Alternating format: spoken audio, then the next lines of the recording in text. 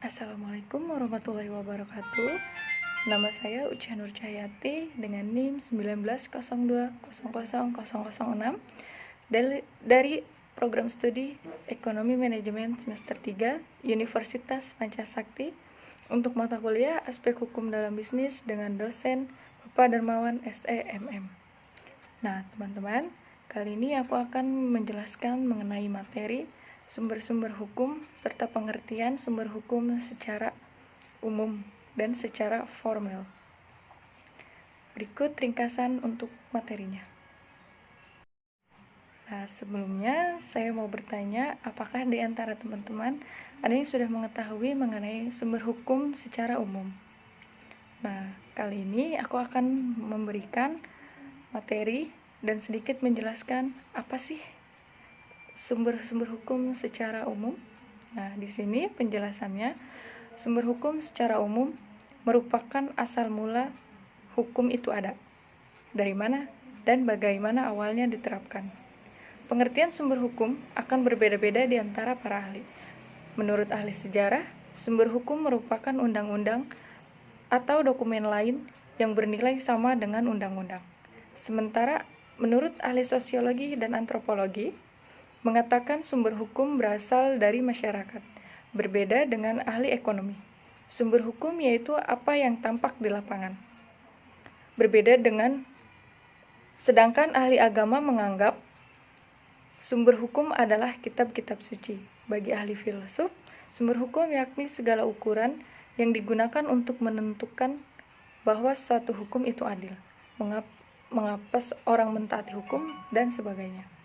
Sedangkan menurut Kamus Besar Bahasa Indonesia menerangkan bahwa sumber hukum adalah segala sesuatu yang berupa tulisan, dokumen, naskah, dan sebagainya yang digunakan suatu bangsa sebagai pedoman hidup pada masa tertentu. Nah, untuk pengertian sumber hukum formal. Sumber hukum formal yaitu sumber suatu peraturan memperoleh kekuatan hukum. Sumber-sumber hukum formal membentuk perundang-undangan, hukum menjadi sumber-sumber hukum formal membentuk pandangan-pandangan hukum menjadi aturan-aturan hukum dan mengikat. Sumber hukum formal meliputi beberapa hal seperti undang-undang, meliputi semua bentuk perundang-undangan atau dalam pengertian material, bukan hanya dalam arti formal.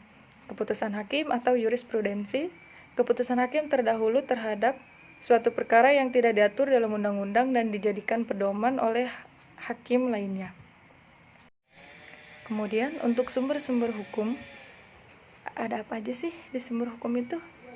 Pertama, ada undang-undang, merupakan suatu keputusan negara yang tertulis dan dibuat oleh alat perlengkapan negara yang berwenang atau bersama-sama oleh DPR dan Presiden. Undang-undang memiliki kekuatan hukum yang mengikat. Kemudian yang kedua, kebiasaan. Menurut Sudikno Mertokusumo, kebiasaan dapat menjadi hukum apabila memenuhi syarat sebagai berikut. Nah, untuk syaratnya, yang pertama syarat material. Adanya kebiasaan atau tingkah laku yang tetap atau diulang dan berlangsung untuk beberapa waktu lamanya. Kemudian yang kedua, syarat intelektual. Kebiasaan itu harus menimbulkan opinio exegesis atau keyakinan hukum bahwa perbuatan itu merupakan kewajiban hukum. Kemudian, adanya akibat hukum apabila hukum kebiasaan itu dilanggar. Nah, sumber hukum yang ketiga ada jurisprudensi. Mendefinisikan jurisprudensi sebagai keputusan hakim terdahulu yang sering diikuti dan dijadikan dasar keputusan oleh hakim kemudian mengenai masalah yang sama. Kemudian ada traktat, merupakan perjanjian yang dilakukan oleh dua orang atau lebih. Perjanjian tersebut memiliki sifat yang mengikat untuk negara-negara yang bersangkutan. Yang terakhir ada doktrin. Berpendapat bahwa doktrin adalah pendapat para sarjana hukum yang menjadi sumber hukum dan tempat hakim dapat menemukan hukumnya.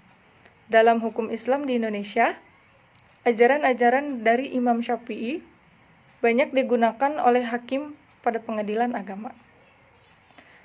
Nah, apa sih menurut kalian atau menurut teman-teman harapan dunia bisnis pada hukum? Nah, kalau menurut saya pribadi, Harapan dunia bisnis pada hukum adalah atau menciptakan kepastian dan stabilitas, mendukung efisiensi dan produktivitas, responsif, mengandung adanya prediksibilitas, menyelesaikan sengketa secara efektif, efisien, dan menghasilkan putusan yang diterima semua pihak. Kemudian, dasar dari terbentuknya hukum bisnis apa aja sih?